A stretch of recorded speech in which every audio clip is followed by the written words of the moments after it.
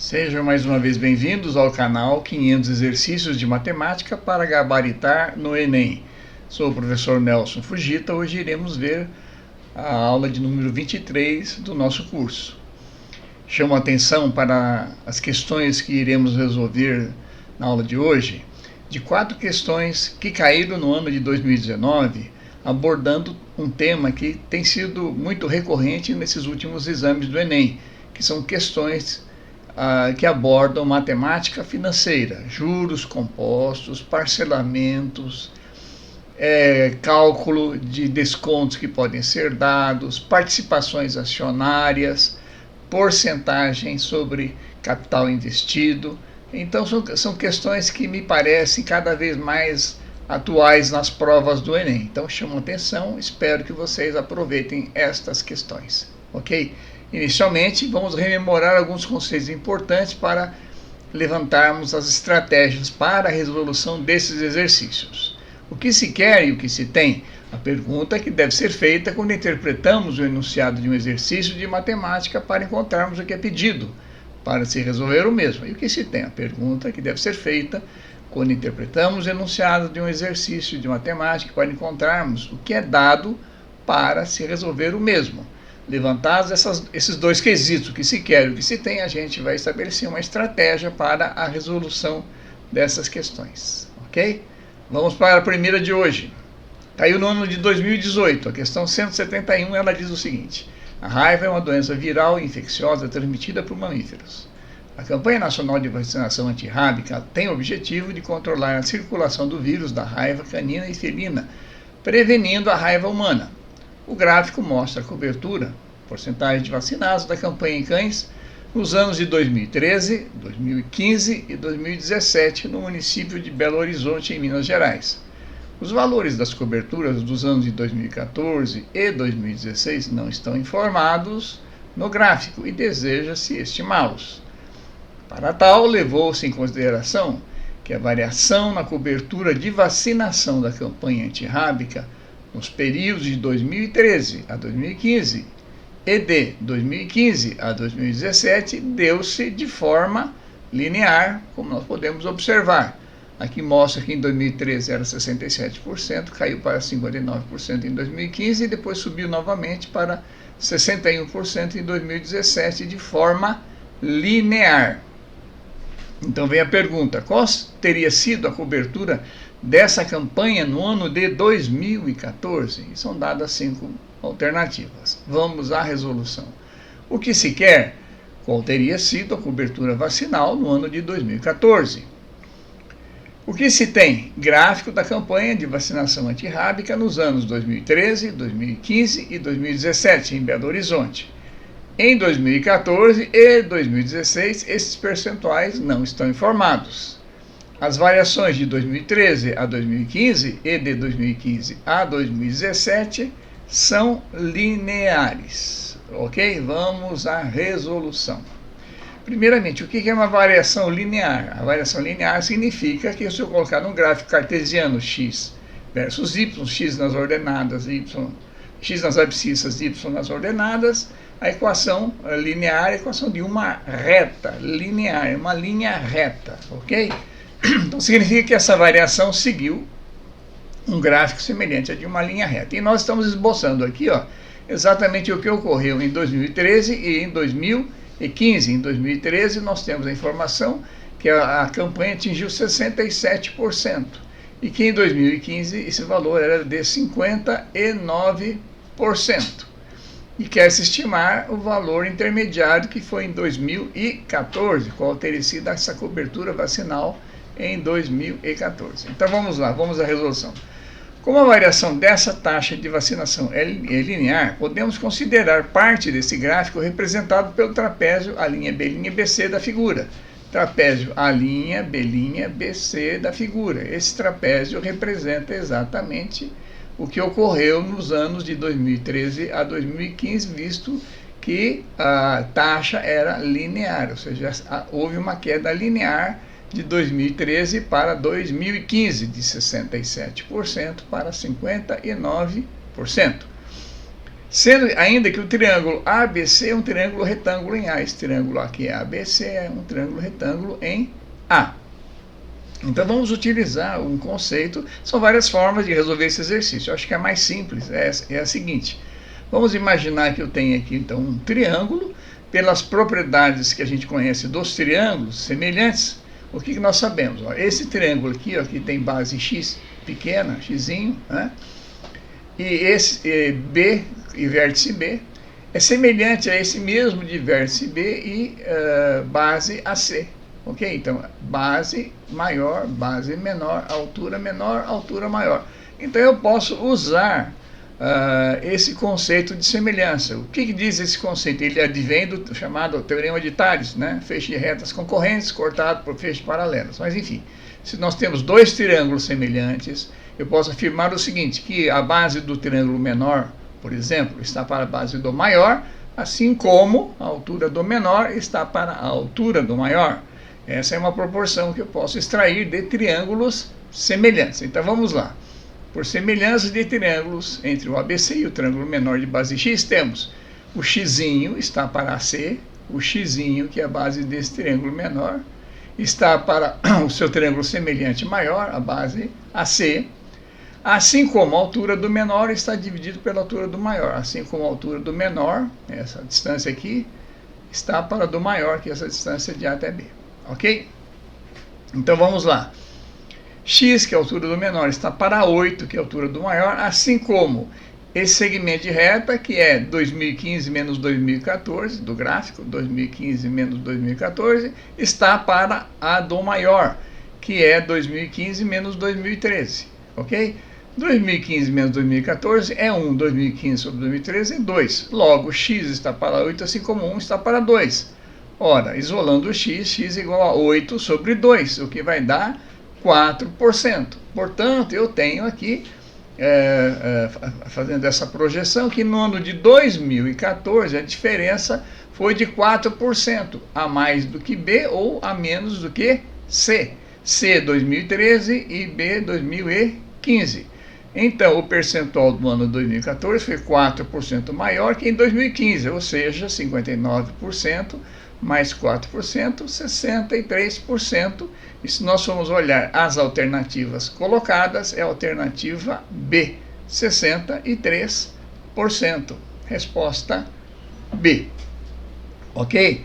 Então essa é uma questão, foi colocada de forma muito inteligente, mas nós podemos resolvê-la porque o conceito de geometria, né, que nós utilizamos, a semelhança de triângulos, vai nos facilitar muito quando nós não temos, por exemplo, um valor intermediário ou parte dessa fracionário dessa relação. Por exemplo, se tivesse dado aqui, queria saber no segundo semestre de 2013, né, daria para colocar um outro x aqui e assim por diante. Então são alternativas de aplicação de semelhança de triângulos muito importantes, como vocês acabaram de ver. Vamos para a próxima. No ano de 2016, a questão 140 diz o seguinte: diante da hipótese do comprometimento da qualidade de água retirada do volume morto de alguns sistemas hídricos, os técnicos de um laboratório decidiram testar 5 tipos de filtros de água. Dentre esses, os 4 com melhor desempenho serão escolhidos para a futura comercialização. Nos testes foram medidas as massas de agentes contaminantes em miligrama, que não são capturados por cada filtro em diferentes períodos em dias, como segue. Filtro 1, 18 mg em 6 dias, 2, 15 mg em 3 dias, filtro 3, 18 mg em 4 dias, o 4, 6 mg em 3 dias e o quinto, 3 mg em 2 dias. Ao final, descarta-se o filtro com a maior razão entre a medida da massa de contaminantes não capturados e o número de dias, o que corresponde ao de pior desempenho.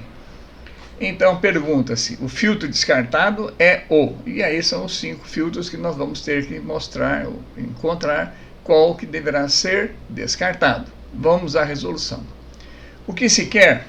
Qual o filtro de pior desempenho que deva ser descartado? O que se tem? Um quadro demonstrando o desempenho desses 5 filtros. Vamos à resolução. Então, vejam bem, nós temos que achar o filtro de pior desempenho. Pior desempenho. O de pior desempenho significa aquele que não filtra, ou filtra muito pouco em relação ao tempo. E aqui, essa tabela diz o seguinte: nos testes foram medidas as massas de agentes contaminantes que não são capturados.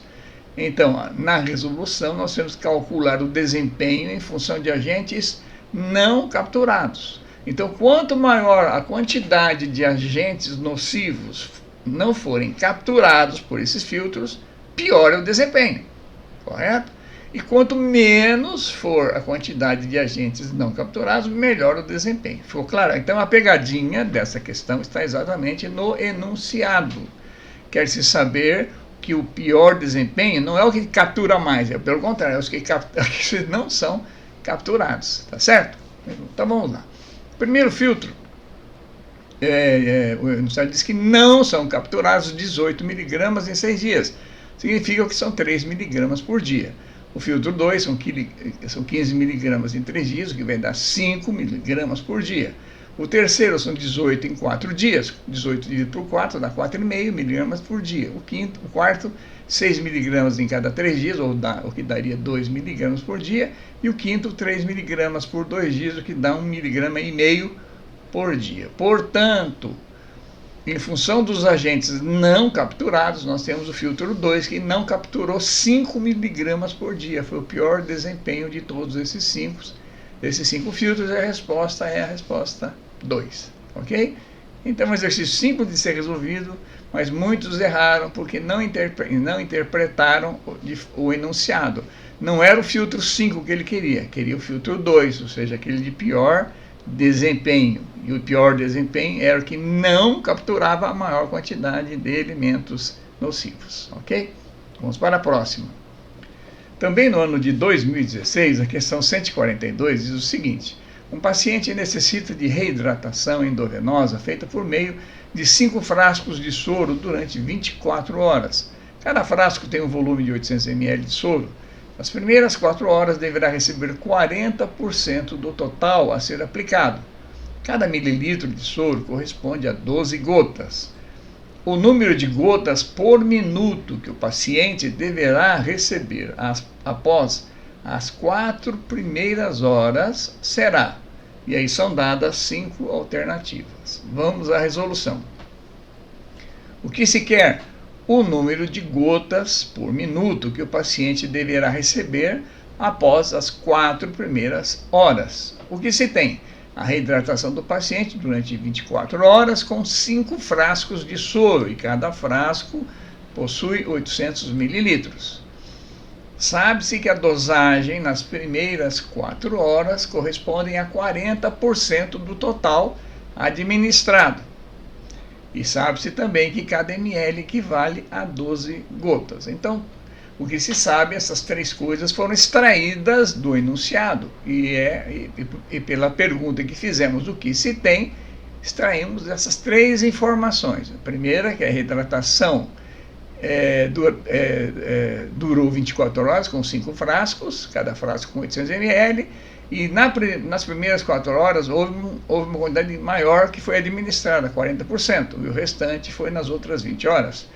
E cada mililitro equivale a 12 gotas. Então vamos à resolução para encontrarmos o que acontece após essas 4 primeiras horas. Então vamos lá. Após as 4 horas iniciais, restarão 60% do soro, ok? Se tivermos que administrar 40% do total nas primeiras 4 horas, 40% do total administrado, restaram 60% do soro. Ou seja, o volume restante de soro a ser aplicado é 60%, que posso escrever como 0,6, né? 0,6 corresponde a 60 sobre 100, 60%, 0,6, vezes o número de frascos, que são 5, vezes 800 ml, que é a quantidade de cada frasco.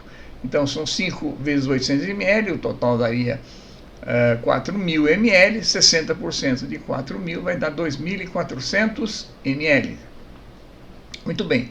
Essa quantidade de soro que restou, 2.400 ml, deverão ser aplicadas, distribuídas agora nas 20 horas restantes. Então, esse volume deverá ser aplicado nas 20 horas restantes. Então, vamos achar a vazão que deve ser administrado esse soro restante para que até completar esse prazo de 24 horas todo o soro seja ministrado. Então aí vamos rememorar o conceito do que seja vazão.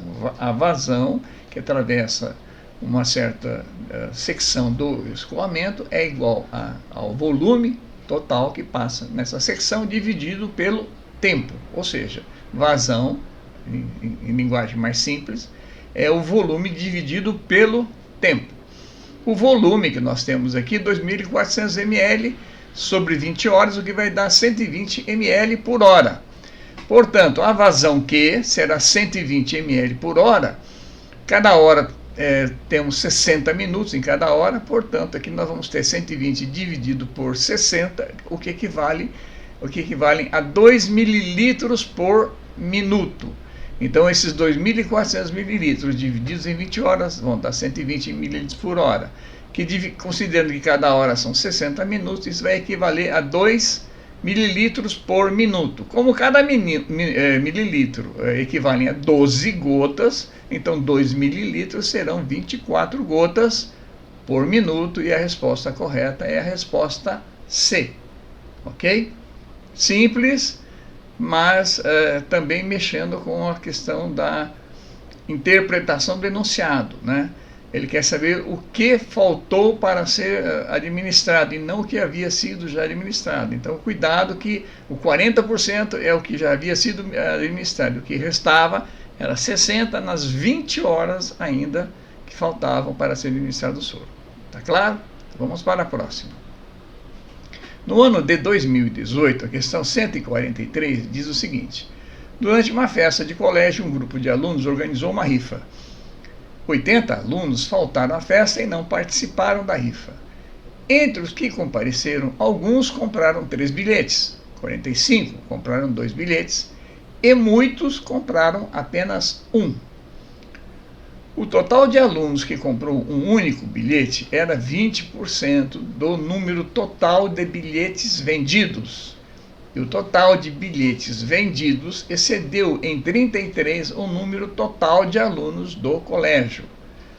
Quantos alunos compraram somente um bilhete? E aí são dadas 5 alternativas possíveis, ok? Uma questão muito interessante essa, vamos ver a resolução e um comentário sobre ela. Muito bem, o que se quer?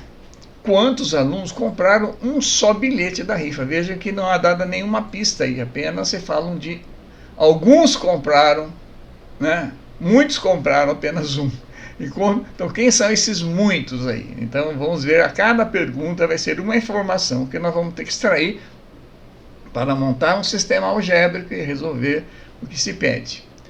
O que se tem, portanto? 80 alunos não compraram nenhum bilhete. Muito bem, temos essa informação. Primeiro é que 80 não compraram nenhum bilhete. Que compraram somente 2 bilhetes, 45. Outros alunos, vamos chamar de X, que é uma incógnita ainda, compraram 3 bilhetes cada aluno. Muitos outros, vamos chamar esses muitos outros de Y, compraram apenas um. E esses últimos, que compraram apenas um, compraram 20% do total de bilhetes. E essa informação talvez seja a mais relevante de todas, o total desses bilhetes excedeu em 33 o número total de alunos. Vejam bem a malícia dessa informação. O total desses bilhetes excedeu em 33 o número total de alunos. Aí a primeira pergunta que tem que ser feita é a seguinte: o número total de alunos compraram bilhetes? Não. Por quê? Porque 80 alunos não vieram no dia, não compraram rifa e não compraram nenhum bilhete.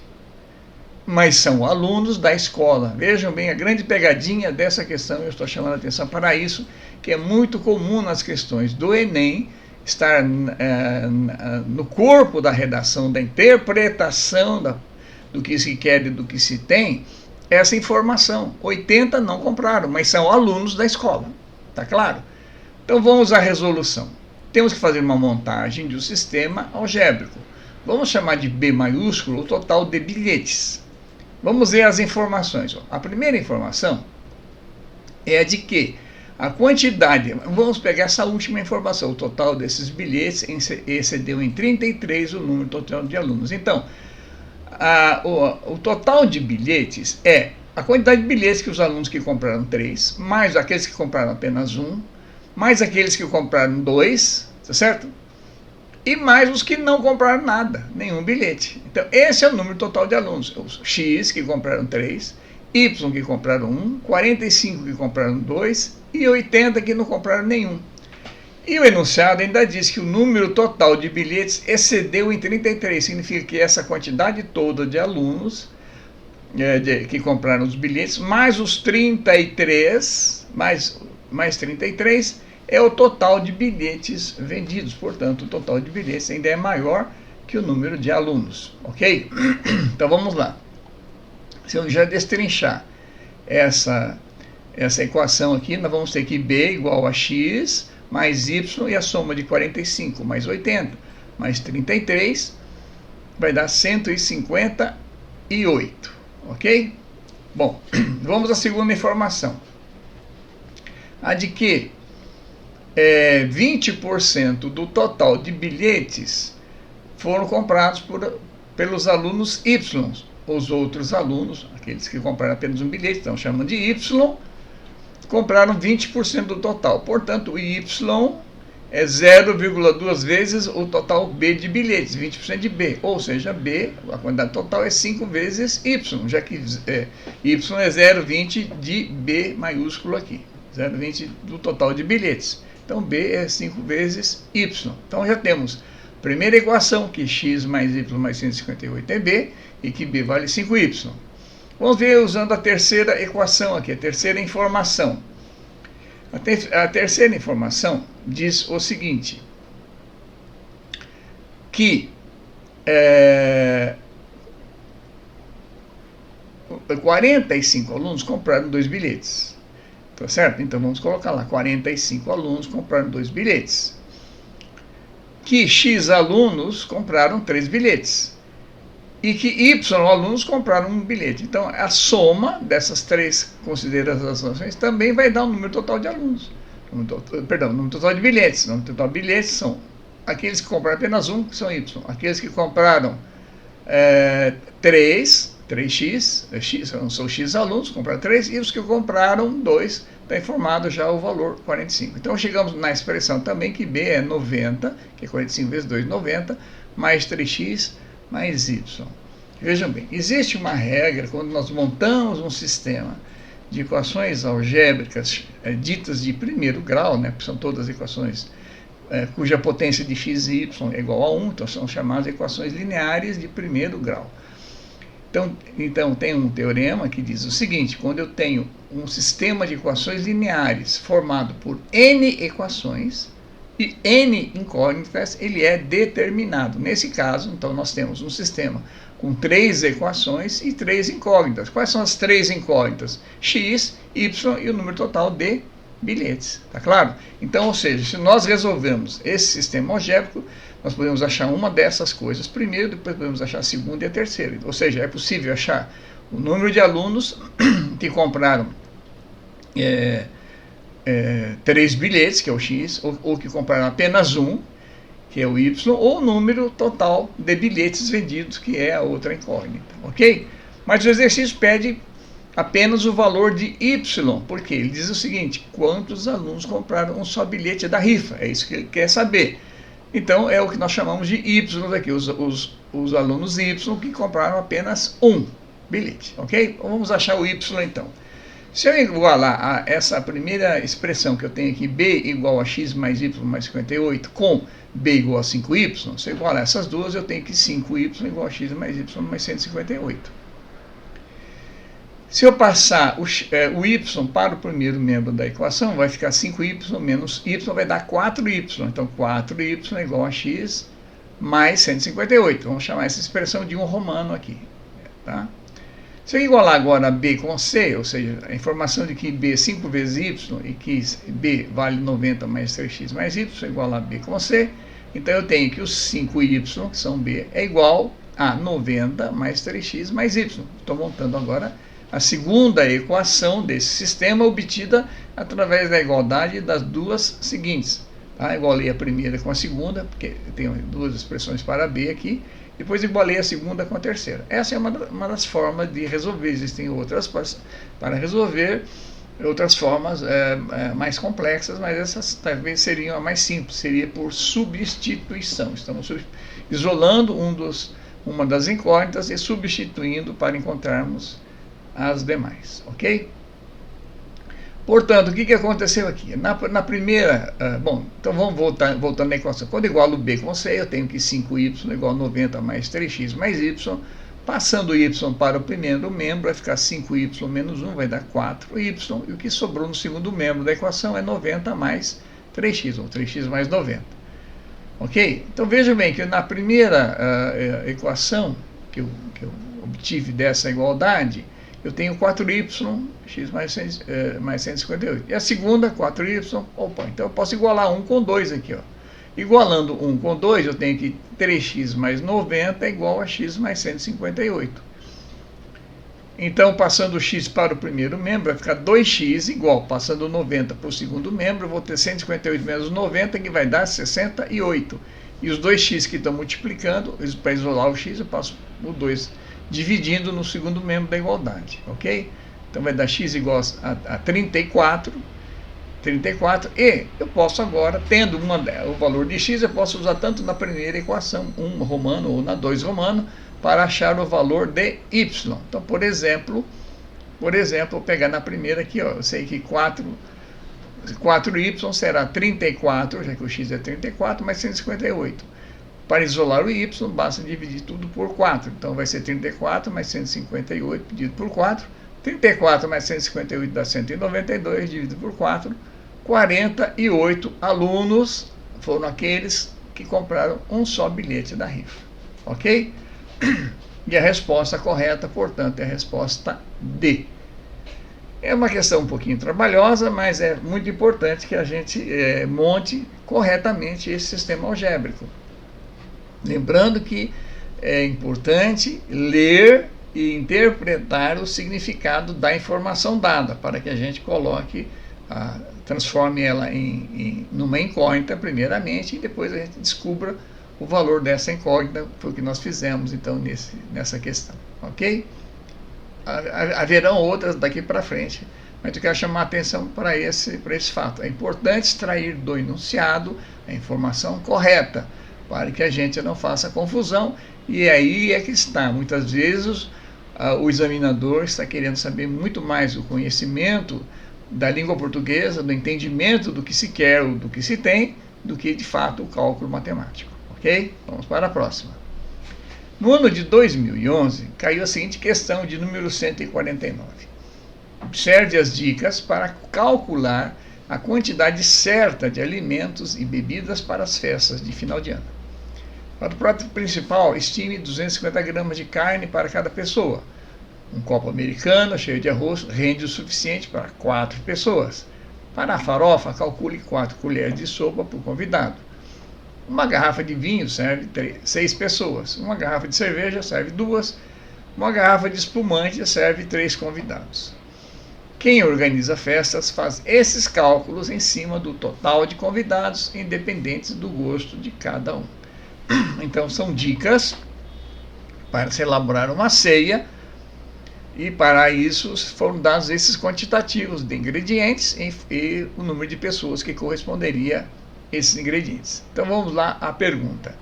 O anfitrião decidiu seguir essas dicas ao se preparar para receber 30 convidados para a ceia de Natal.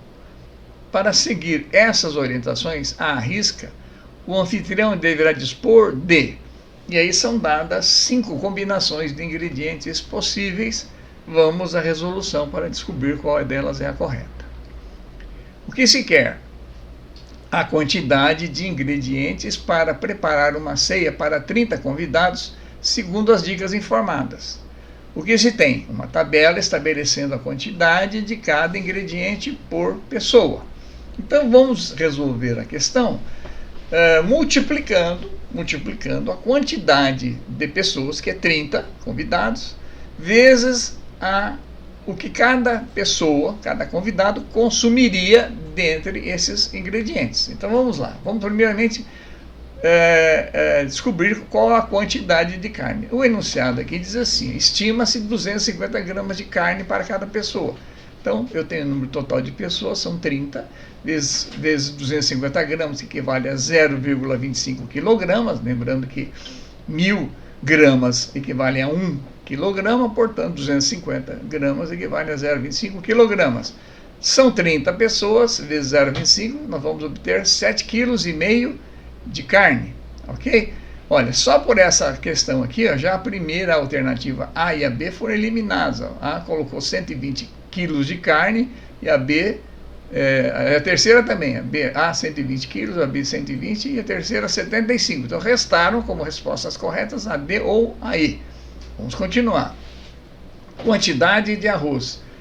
Aqui a informação que um copo americano rende para 4 pessoas. Então, pego 30, divido por 4, vou achar 7,5 copos, já que cada copo rende o suficiente para 4 pessoas. São 30 dividido por 4, são 7,5 copos. Quantidade de farofa. São 4 colheres por convidado. Então, 4 vezes 30 vai dar 120. Quantidade de vinho. Uma garrafa serve 6 pessoas, então cada pessoa vai consumir um cesto de 30, então 5 garrafas. Quantidade de cerveja, uma garrafa de cerveja serve 2 pessoas, então 30 vezes meia garrafa, nós vamos achar então 15 garrafas no total. E a quantidade de espumantes, diz aqui, uma garrafa de espumante serve 3 convidados, então 30 dividido por 3, vamos achar 10 garrafas. E se olharmos as alternativas D e E, nós vamos observar que a E é a que dá exatamente aquilo que nós calculamos: 7,5 kg de carne, 7 copos americanos de arroz, 7,5 copos, 120 colheres de sopa de farofa, 5 garrafas de vinho, 15 de cerveja e 10 de espumante. Ok? Uma questão bastante simples, um pouquinho demoradinha, mas fácil da gente resolver. Vamos para a próxima. Essa é uma questão interessante, que é uma questão financeira que eu chamei a atenção no início desse vídeo. E ela caiu no ano de 2019 e me parece que está se tornando uma tendência, como vocês irão ver nas próximas questões. Vamos à leitura dessa questão. Para construir uma piscina, cuja área total da superfície interna é igual a 40 metros quadrados, uma construtora apresentou o seguinte orçamento: R$10.000 pela elaboração do projeto, R$40.000 pelos custos fixos, R$2.500 por metro quadrado para a construção da área interna da piscina. Após a apresentação do orçamento, essa empresa decidiu reduzir o valor de elaboração do projeto em 50%, mas recalculou o valor do metro quadrado para a construção da área interna da piscina, concluindo haver a necessidade de aumentá-lo em 25%. Além disso, a construtora pretende dar um desconto nos custos fixos, de maneira que o novo valor do orçamento seja reduzido em 10% em relação ao total inicial. O percentual de desconto que a construtora deverá conceder nos custos fixos desse orçamento é de, e aí são dadas 4 alternativas, começando com 23,3% e terminando em 100%. Vamos à resolução. O que se quer? O percentual de desconto nos preços fixos do orçamento da piscina de 40 metros quadrados, percentual de desconto nos preços fixos do orçamento da piscina de 40 metros, se houver uma redução de 10% no valor total original. Vamos à leitura só para conferir exatamente o que se quer. Ele diz assim: o percentual de desconto que a construtora deverá conceder nos custos fixos, para que o que aconteça? Para que o novo valor do orçamento seja reduzido em 10% em relação ao total inicial. Ok? Então vamos lá. O percentual de desconto nos preços fixos do orçamento da piscina de 40 metros quadrados se houver uma redução de 10% no valor total original. Ok? Então, o que se tem? O valor original do orçamento, que são R$150 mil, subdividido em, vamos lá, ele colocou assim, elaboração do projeto, 10 mil, custos fixos da obra, 40 mil, custo da construção da área interna, R$2.500 por metro quadrado. Então, são 40 vezes 2,5, vamos achar R$100 mil. Portanto, R$100 mil do custo de construção, com mais 40 mil dos custos fixos, mais 10 mil do projeto, nós temos R$150 mil. Então, esse foi o valor original do orçamento. O que ele quer fazer? Ele quer dar um desconto de 10% no valor total original. 10% no valor total original, ok? Bom, mas houve uma alteração. Houve uma alteração.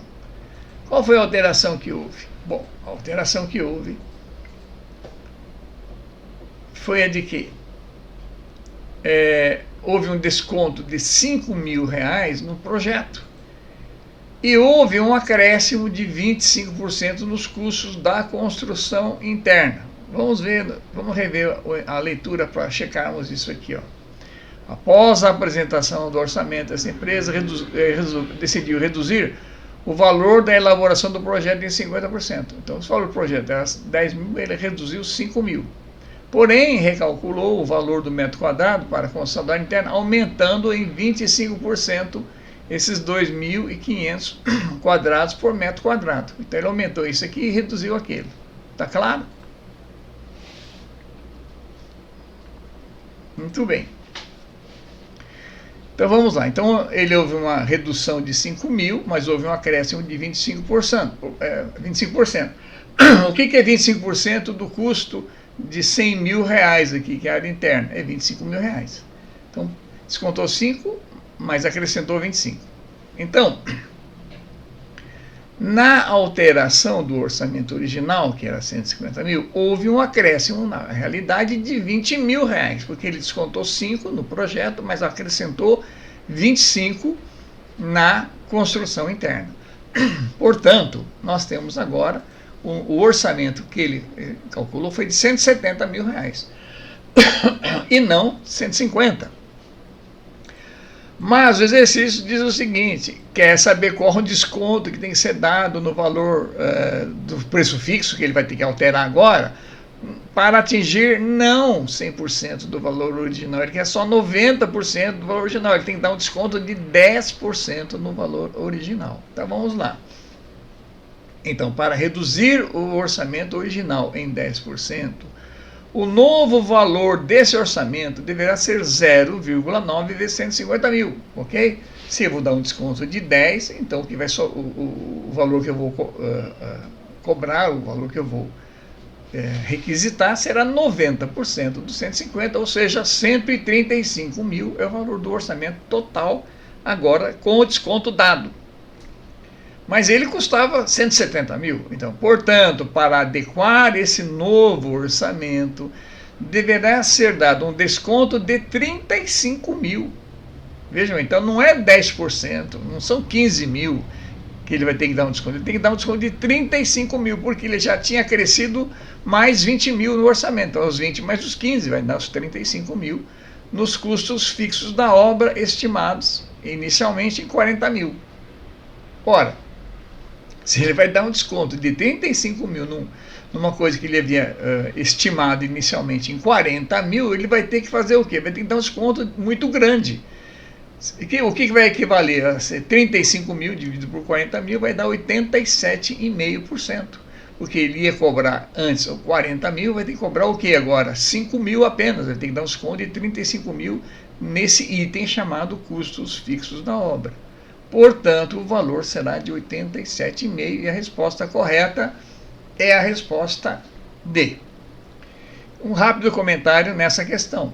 É possível isso ocorrer? Como é que uma empresa faz um cálculo desse e depois dá um desconto de 87% no item da obra?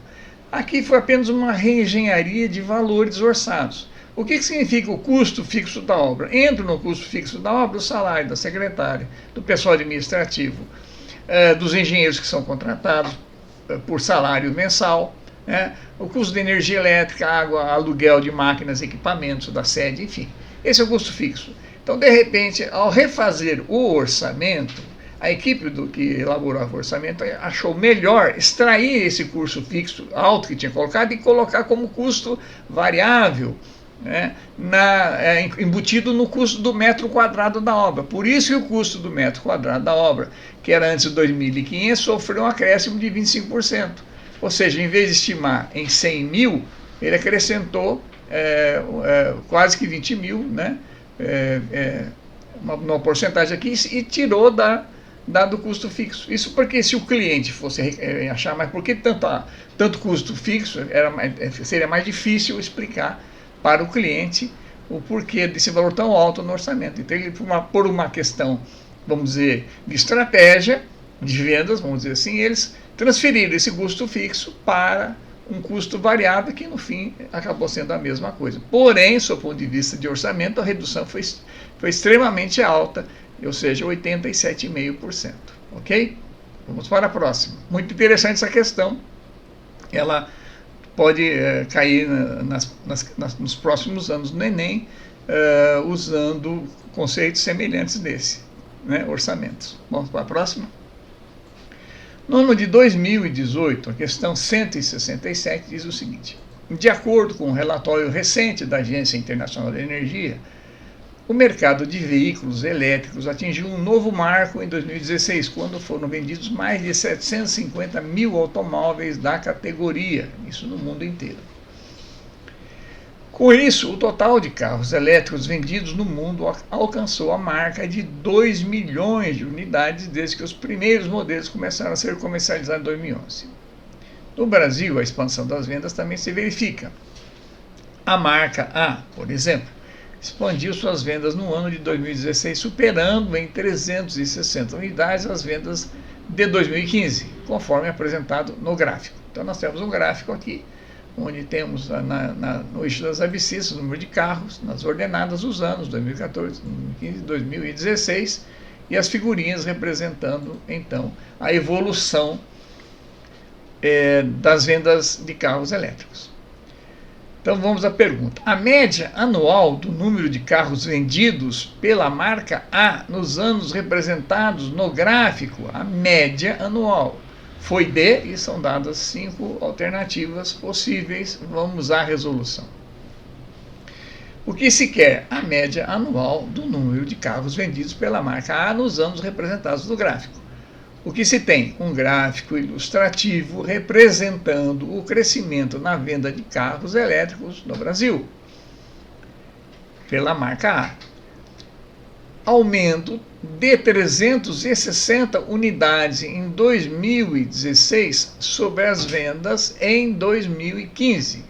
No gráfico, um acréscimo de 3 figuras. Então vamos lá. Se nós olharmos aqui, de 2015 para 2016, nós tínhamos 2 carrinhos aqui e depois aqui passamos a ter 5 carrinhos. Houve um acréscimo de 3 figuras desses carrinhos com a tomadinha elétrica para mostrar a evolução de vendas de 2015 para 2016. Então, ocorreram 360 unidades a mais em 2016 e elas correspondem a 3 figuras. Isso aqui é uma ótima pista para a gente resolver essa questão. Então, vamos à resolução.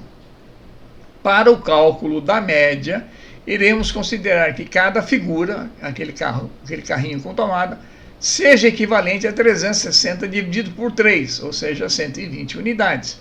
Ou seja, se houve 360 unidades a mais em 2016, esses 3 carrinhos vão corresponder a 360 e cada um deles vai corresponder a 1/3 disso, ou 120 unidades.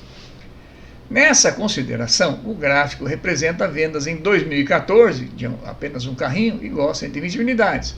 Em 2015, que são 2 carrinhos, serão 2 vezes 120, o que vai dar 240 unidades. Em 2016, são 5 carrinhos vezes 120, 600 unidades. Então, a média anual será igual à soma desses 3 valores divididos por 3. É a média aritmética anual. Somei os valores, 120 com 240 com 600, encontramos 960. dividindo por 3, a média dá 320 carros, e a resposta correta é a resposta D. Ok? Interessante essa questão. Vamos para a próxima. No ano de 2019, a questão 141 diz o seguinte: uma pessoa que perdeu um objeto pessoal quando visitou uma cidade pretende divulgar nos meios de comunicação informações a respeito da perda desse objeto e de seu contato para eventual devolução. No entanto, ela lembra que, de acordo com o artigo 1234 do Código Civil, poderá ter que pagar pelas despesas do transporte da remessa desse objeto até sua cidade e poderá ter que recompensar a pessoa que lhe restituir o objeto em pelo menos 5% do valor do objeto. Ela sabe que o custo com o transporte, com a remessa, será de 1/5 do valor atual do objeto. E como ela tem muito interesse em reavê-lo, pretende ofertar o maior percentual possível de recompensa, desde que o gasto total com essas despesas não ultrapasse o valor do objeto. Nessas condições, o percentual sobre o valor do objeto dado como recompensa que ela deverá ofertar é igual a 20, 25, 40, 60 ou 80%. Vamos à resposta correta. O que se quer? O maior percentual de recompensa possível sobre o valor do objeto para reavê-lo. O que se tem? Artigo 1234 do Código Civil, que estabelece percentual mínimo de 5% como recompensa pela devolução. O que mais se tem extraindo do enunciado? O que se tem? Despesas com a remessa equivalentes a 1/5 do valor do objeto. Então vamos à resolução. O maior valor possível de recompensa que não ultrapasse o valor de aquisição será de 1 menos 1/5 do valor do objeto. Porque 1 seria o valor total do objeto, 1/5 foi o que vai ter que se gastar obrigatoriamente com a remessa dele, o transporte. Então, 1 menos 1/5 do valor do objeto, ou seja, 4/5 desse valor, ou 8, ou 0,8, ou 80%, né? 4 dividido por 5 dá 0,8. 0,8 equivale a 80%, 0,8 sobre 10, ou 80 sobre 100, 80%. Vejam bem, esse valor de 80% também satisfaz o estabelecido pelo artigo, em que, ou seja, o valor mínimo teria que ser no mínimo 5%. 80 é maior que 5, logo essa resposta satisfaz, ok? Então, essa é uma pergunta muito capciosa também, caiu no ano de 2019. Qual o percentual de recompensa dado? Possível. Então, possível de ser dado é quase tudo, 80%. De recompensa, visto que 20 ele vai ter, ou seja, ele vai praticamente pagar 100% para reaver o objeto de estima dele. Ficou claro? Então vamos para a próxima. No ano de 2019, a questão 154 diz o seguinte: uma pessoa se interessou em adquirir um produto anunciado em uma loja. Negociou com o gerente e conseguiu comprá-lo a uma taxa de juros compostos de 1% ao mês. Juros compostos, o que é juros? São juros compostos, juros sobre juros. O primeiro pagamento será um mês após a aquisição do produto e no valor de R$ 202. O segundo pagamento será efetuado um mês após o primeiro e terá o valor de R$ 204,02. Para concretizar a compra, o gerente emitirá uma nota fiscal com o valor do produto à vista, negociado com o cliente, correspondendo ao financiamento aprovado. O valor à vista em real que deverá constar na nota fiscal é de, e aí são dados 5 valores, começando com R$ 398,02, terminando com R$ 400,02. Vamos à resolução dessa questão. O que se quer? O valor à vista que deverá constar na nota fiscal, ou seja, o montante M que será financiado. Vamos chamar de M o montante que será financiado. Em quantas parcelas? Em duas. Por quê? Em duas. Porque ele diz o seguinte, que a taxa de juros compostos será de 1% ao mês aplicado às duas parcelas. Porque a primeira parcela, a financeira vai cobrar R$ 202 e a segunda parcela vai cobrar R$ 204,02. Então, nós temos, então, extraindo do enunciado dessa questão, duas informações importantes. Primeiro, que as taxas de juros são de 1%, não fixas, 1% juros compostos, juros sobre juros. O que significa isso? Se é 1% a ser aplicado na primeira parcela, no primeiro mês, no segundo mês, não será mais 1, será 1 mais 1% sobre o original, tá certo? Vamos já comentar na resolução isso.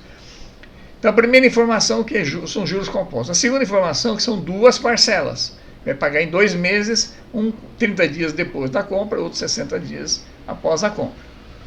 Então vamos lá, vamos à resolução. Se a taxa de juros compostos é de 1% ao mês, então a primeira parcela será obtida por, eu pego o montante, são duas parcelas, divido por 2, acho o valor daquela parcela sem o juro. E aí acrescento o juro. Se eu pego a parcela, acrescento de 1% do juro, 1 sobre 100 é 0,01. Então o juro é 0,01 desse montante. Como eu tenho que pagar, além disso, a parcela, esse é o juro, o valor da parcela fixa, que seria um valor fixo, 1, então o total é 1,01 vezes m sobre 2. Então essa expressão, 1,01 vezes m sobre 2, porque é o montante dividido em duas parcelas. E 1,01 é o total da parcela acrescido de 1%, que é 0,1. Ok? Muito bem. Já a segunda, como são juros compostos, o raciocínio é o mesmo. A parcela cada parcela é metade do montante. Porém, como são juros compostos, essa taxa de 1,01 será aplicada mais uma vez sobre o mês anterior. Tá certo? É 1,01 vezes 1,01, ou seja, 1,01 ao quadrado. Juros sobre juros. Vai incidir, portanto, 1% duas vezes. Tá certo? Mas não de valor algébrico, não valor da soma, assim, multiplicando juro vezes juro. Então, 1,01 vezes 1,01. Muito bem. Então, assim, na primeira parcela, que ele vai pagar R$202, ele vai equivaler exatamente a isso aqui, 1,01 m sobre 2, montante sobre 2 igual a 202. Então eu posso tirar o valor do montante aqui, ó. Se eu isolar o montante, eu tenho sobre 2 aqui, eu passo 2 para lá multiplicando, vai dar 2 vezes 202, 404. Se eu dividir por 1,01, eu acho o valor do montante, que dá exatamente R$400. Então o montante é R$400. Opa, que o exercício pede montante que vai constar no valor da nota fiscal, valor à vista. Mas vamos conferir se isso está certo. Vamos ver a segunda parcela. Na segunda parcela, 1,01 ao quadrado vai dar 1,0201 vezes o montante sobre 2. Isso tem que ser igual ao valor que está descrito, 204,02. Então, se eu isolar o m aqui, eu passo 2 para lá multiplicando, fica 408,04, dividido por 1,01 ao quadrado, que é 1,0201. Isso vai dar também 400. Portanto, conferiu e, de fato, o que está sendo cobrado dele é um montante de R$400, divididos em duas parcelas de 200, só que na primeira parcela de 200 foi acrescido 1%, e na segunda parcela 1% sobre o valor anterior, ou seja, acabou dando 204,02, 1% sobre 200, que é 2, mais 1% sobre não 200, e sim sobre 202. Então, esses 204 que aparecem aqui, ó, são os 202 acrescidos de 1%, que daí, então, esse seria 202 mais os 2 do mês anterior. Ficou claro? Uma questão interessante de ser estudada, lembrando que capital, montante, taxas de juros, juros compostos, são questões que sempre acabam sendo relembradas de cair nos exames do Enem.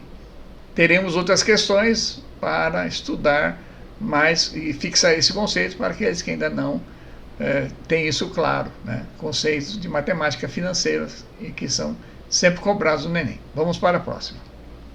Vejam bem, outra questão financeira também do mesmo ano de 2019. Então, está demonstrando quase que uma tendência aí. Diz o seguinte: 3 sócios resolveram fundar uma fábrica. O investimento inicial foi de R$1 milhão, independentemente do valor que cada um investiu nesse primeiro momento. Resolveram considerar que cada um deles contribuiu com 1/3 do investimento inicial. Então, cada um deles investiu 1/3 desse 1 milhão aí.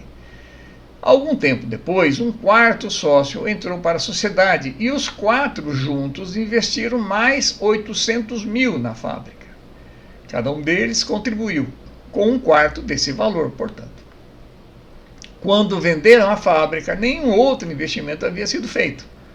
Os sócios decidiram, então, dividir o montante de 1.800.000 obtido com a venda, de modo proporcional à quantia total investida por cada sócio.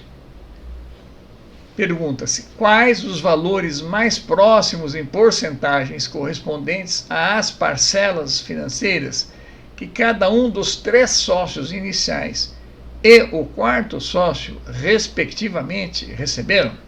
Vou reler novamente a pergunta. Quais os valores mais próximos em porcentagens correspondentes às parcelas financeiras que cada um dos 3 sócios iniciais e o quarto sócio, respectivamente, receberam? Então, são dadas 5 possibilidades. Na alternativa A, 29,60 corresponderia a cada um dos 3 sócios, e 11,11 ao quarto, e assim sucessivamente. A primeira corresponderia aos sócios iniciais e a segunda porcentagem a devida ao sócio que entrou no final. Vamos à resolução. O que se quer? Percentuais, respectivamente, recebidos por cada um dos 3 sócios iniciais e pelo quarto sócio da fábrica. O que se tem? Investimento inicial efetuado por 3 sócios, 1 milhão. Depois, investimento posterior efetuado por 4 sócios, os 3 iniciais mais um novo investidor, de 800 mil reais. Venda posterior da fábrica pelo mesmo montante investido, ou seja, não obtiveram lucro nessa venda, 1.800.000 reais. Bom, o que se quer então? Vejam bem, então os 3 sócios no início aportaram 1 milhão de reais para iniciar a fábrica. Passado um determinado tempo, entenderam que deveriam aumentar a produção da fábrica, e precisavam fazer um novo aporte para instalações, equipamentos e assim por diante. E chegaram à conclusão que precisariam de 800 mil de investimento. E eles não tinham os 800 mil, os 3. Então, vamos chamar um quarto sócio? Bom, cada um vai botar quanto? Cada um vai botar 200 mil, claro, são 800 mil, com o novo quarto sócio, 800 mil. E assim fizeram. Passado um certo tempo, decidiram vender a fábrica sem nenhum lucro nesse valor investido. Então, a pergunta é quanto caberia a cada um, vamos dizer assim, percentualmente receber desse valor investido, desses 1.800.000 relativos à venda. Então vamos lá, a resolução. Cada um dos 3 sócios iniciais investiram o equivalente a os 3 sócios iniciais. 1 milhão dividido por 3, que foi o primeiro aporte, e depois 800 mil dividido por 4, tá certo? Bom, se eu colocar como mínimo aqui dessas 3 frações, dessas 2 frações aqui, 1 milhão dividido por 3, mais 800 mil dividido por 4, o mínimo dessas frações aqui, 3 e 4, dá 12. 12 dividido por 3 dá 4, vezes 1 dá 4 milhões. 12 dividido por 4 dá 3 vezes 800 mil, 2 milhões e 400. 2 milhões e 400 com 4 milhões dá 6 milhões e 400 dividido por 12, ok? Então, para quem não entendeu o que estou falando aqui, vejam bem, aqui eu tenho um montante, eu poderia pegar 1 milhão dividido por 3, né? Fazer esse cálculo, daria R$ 333.333,33, né? Esse valor somado com 800 mil dividido por 4, que é 200 mil, daria R$ 533.333,33. Então, para evitar esses números todos fracionados, eu resolvi trabalhar em termos fracionários. Então, eu tenho 1 milhão dividido por 3, é uma fração, mais 800 mil dividido por 4, outra fração. Achei o mínimo denominador comum, que é 12. Né? Peguei os 12 dividido por 3 e deu 4, multiplico por 1, deu 4 milhões. Mais 12 dividido por 4 deu 3, vezes 800 mil, deu 2 milhões e 400. 2.400 com 4, 6 milhões e 400 dividido por 12, dá ainda para simplificar aqui, vai dar 1 milhão e 600 sobre 3. Ficou bem interessante aqui, 1 milhão e 600 sobre 3 foi o que os 3 sócios investiram. O quarto sócio, ele investiu uma única vez, né? Porque ele foi chamado só no segundo aporte de capital. 800 mil dividido por 4, ele investiu apenas 200 mil. Então vamos lá, o quarto sócio deverá receber pela venda o que ele investiu, 200 mil reais, sobre o total, que é 1.800.000. 200 sobre 1.800.000 vai dar um nono desse valor total, ou seja, 0,1111, ou em porcentagem 11,11%. Né? 0,1111 multiplica por 100, dá 11, duas casas aqui, 11,11%. Portanto, 11,11% significa que 88,88% caberá aos outros 3 sócios. Os outros 3 sócios deverão receber 1.600.000 sobre 1.800.000. Esse receber 200 sobre 1.800.000, esse 1.600 sobre 1.800.000. O que vai dar uma fração de 8 nonos, ou 0,888, que é 88,88% do total. Se eu pegar esse valor agora e dividir em 3 sócios, para saber quanto cada um deles vai receber, isso vai dar 29,63% para cada um deles. Então a resposta correta é a resposta A, 29,60% e 11,11%. Percentuais respectivamente recebidos por cada um dos 3 sócios e pelo quarto sócio. Então o quarto recebe 11,11% e os 3, cada um deles, 29,60%. Interessante essa questão. Bom, com isso nós encerramos essa aula de hoje, chamando sempre a atenção das questões de matemática financeira, que estão se tornando uma constante nas provas do Enem, e que vocês todos devem prestar muita atenção, principalmente no enunciado das questões, ok?